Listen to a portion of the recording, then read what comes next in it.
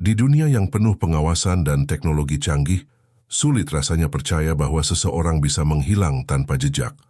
Tapi, pada bulan Juni 2009, seorang pria muncul di kota kecil Sligo, Irlandia, dan dalam waktu 5 hari, ia berhasil melakukan sesuatu yang nyaris mustahil. Ia menghapus seluruh identitasnya secara sistematis, cermat, dan misterius.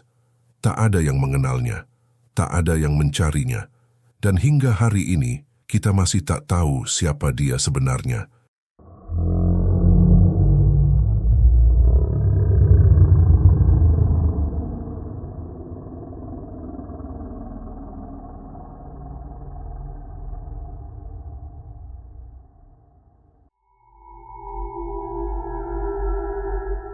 Hari Jumat, 12 Juni 2009. Seorang pria parubaya rapi mengenakan jaket ungu dan membawa 2 tas, 1 koper dan 1 tas plastik kecil mendaftar ke Sligo City Hotel. Ia menulis nama Peter Bergman, negara asal Austria, alamat Einstädterstraße 15, Wien. Tapi alamat itu tidak pernah ada. He signed in using the name Peter Bergman, Bergmann. Some countries use 1 N, others use 2. The indications are that Austrian nationals use 2 Ns. That's the name he used, that's the name he signed, with an address in a city called Wien, or Wien in Austria.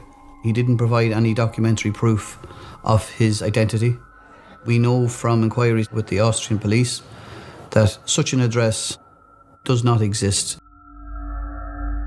Petugas hotel tak menaruh curiga. Ia sopan, tenang, beraksen Eropa Tengah. Tapi yang mereka tidak tahu, pria ini sedang memulai misi terakhirnya di dunia.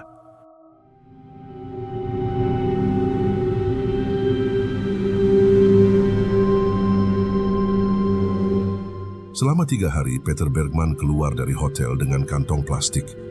Tapi setiap kali kembali, kantong itu hilang. Ia membuang sesuatu, mungkin dokumen, foto, atau identitas di tempat-tempat yang tidak pernah tertangkap kamera. The purple plastic bag was becoming more significant. It was quite clear that he was disposing of items of personal property in and around Sligo. We would have done extensive searches throughout Sligo, be it rubbish bins, public areas, gardens of properties, private properties, car parks. We even searched the local dump in the hope that we might have been able to find some of his property that might have helped us to identify who he actually was. He had obviously all of this planned during some of the occasions that he left the hotel, where he was going to dispose of the next piece of property or the next bag of clothing or whatever was in the bag. CCTV cameras are highly visible all over Sligo town. It's quite likely he would have identified their locations. If he didn't, we would have picked up where he was disposing of the clothing.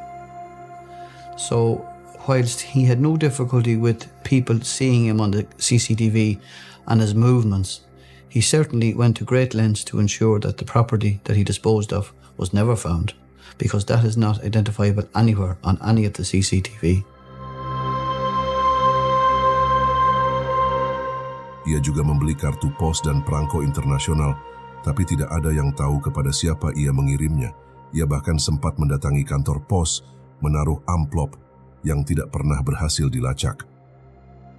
On the Saturday itself, we established that he had gone into the post office here in Sligo. He had purchased 8 82-cent stamps and airmail stickers. Now, we were never able to establish where those letters were posted, to who the letters were posted, or when he posted them. But certainly he had obviously correspondence to send to someone, somewhere. Minggu siang, 14 Juni. Peter check out membawa 1 tas kecil. Ia naik taksi ke Rosses Point, sebuah pantai yang sepi, hanya dikunjungi beberapa orang lokal. Saksi mata melihatnya duduk selama berjam-jam. Dia hanya diam dan menatap laut. Dia seperti sedang menunggu sesuatu atau mungkin untuk mengucap selamat tinggal. We were walking back up towards the ramp and the man was walking down the ramp, obviously to come onto the beach when we first encountered him. He had grey hair, black leather jacket, pale enough skin. He didn't really say anything to us. We said hello to him. He nodded back and he didn't say anything else. Only for the fact that it was 10:30, 11 o'clock. I would have completely forgotten about it, just like any other encounter I have with any other person every day. Senin pagi, 15 Juni, seorang pria yang sedang jogging menemukan tubuh seseorang tergeletak di pasir. Ia mengenakan pakaian dalam, baju olahraga dan jaket. Tidak ada luka luar, tidak ada dompet, tidak ada identitas. Semua label pakaian telah dipotong. Isi tasnya hanya pakaian bersih yang juga tanpa label. Otoritas Irlandia mencoba mengungkap siapa dia sebenarnya. Interpol dilibatkan. Data sidik jari dikirim ke seluruh Eropa. Tapi hasilnya kosong. Seolah-olah pria ini tidak pernah ada dalam sistem.